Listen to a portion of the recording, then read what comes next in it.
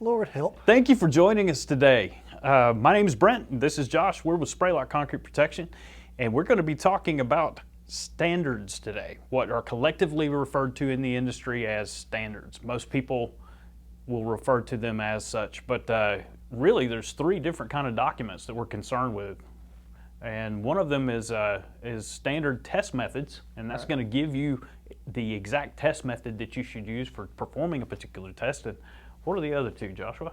We got a standard specification, which talks about products and what it means to have that product fit that category. Such as if you have a pozzolin such as flash, you'll have a specification that says you have to have these parameters based on the test methods to meet these to call yourself, say, an F-ash or a C-ash, or for cementitious, a type 1, type 2, type 3, type 4, type 5. And then we also have guides. Yes. And guides are a good way to understand what you can do to help do things, but it's not necessarily a code. So one example of a guide would be the guide for determining whether or not ASR is present, for instance, in concrete. It's a collection of information that directs you to, if you have this situation, then perform these tests. If you have this situation, perform those kind of tests. So can a standard test method be met? If you see we see some of this sometimes. A test method, no, it's kind of like ASTM C39, compressive strength of concrete. It tells you how to perform that test, but does not tell you if it meets it. That is going to come from the specifications of the job site, that if you're needing a 3,000 mix, it needs to break over that.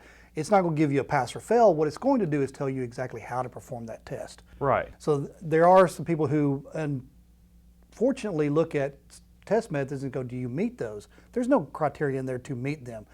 There is specifications, standard specifications where there are those, such as the ASTM does a lot of those where, like I said earlier, from flash to slag cement to anything else, they have a specification to meet a category. Yeah, so you can meet the requirements for type 1 cement, let's say, but you can't meet the requirements for the C39 compressive strength of concrete, because there is no minimum stipulated in that test method. So that's a great clarification. So that kind of gives you a quick overview of standard test methods, standard specifications, and even guides. Every standard body has them, from ASTM to ACI. But Brent, before we get into closing this video out, why is that important? Where are we heading with this thing that we wanted to discuss the differences? I don't know. What the hell do you want me to say, Josh? Mr. Toad's wild ride. I'm sorry. Dude. Thank you for taking time and energy out of your busy schedules. We know during the summertime everybody's extremely busy to watch this. We talked about the test methods versus specifications versus guides.